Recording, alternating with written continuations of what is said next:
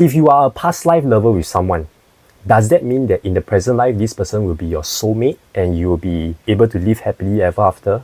I mean, there was this conversation with one of the students, and Teacher Lu Xia told this student that end of the day, past life affinity determines whether or not we'll meet with a person. So it is highly possible that two people might get into a love relationship because of past life affinity. So past life affinity helps both people to kind of like reconnect in this lifetime. But after reconnecting, the key that Teacher Lu Xia says, right, is how do you continue to cultivate this affinity so that there's longevity in this affinity? At the end of the day, every affinity has a certain time frame. So what you do, how you cultivate within this time frame, will depend on how this affinity will end up.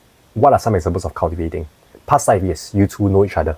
But this lifetime, you two are two different persons, two different mindsets, two different family backgrounds, two different whatever. So how do you achieve frequency alignment? How do you go back to this resonance? It's very important. The human work, which is why, in a love relationship, there's always things like communication, you need to understand one another, blah, blah, blah. Then there's also got to be that energy alignment. So that's why Teacher Lu said, two people, sometimes they have love affinity in the past life. This lifetime, yes, they meet, they become lovers again. So some of them, after a few months, they break up. Yeah, that's also reconnecting the past life affinity. Just that their affinity eventually resolve this karmic tie, and the outcome of this resolution is they separate. Some people, of course, they get together and they live happily ever after in this lifetime. So they also resolve this karmic tie, but in a harmonious way.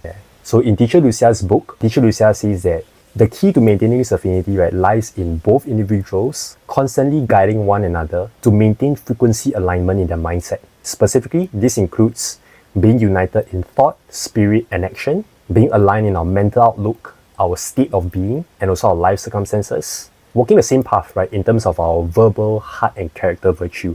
And of course, they must also implement, execute, and put things into consistent action together. Only when two persons can continually maintain this frequency alignment, that's where they achieve a state of oneness in body, actions, and spirit, allowing that affinity to endure.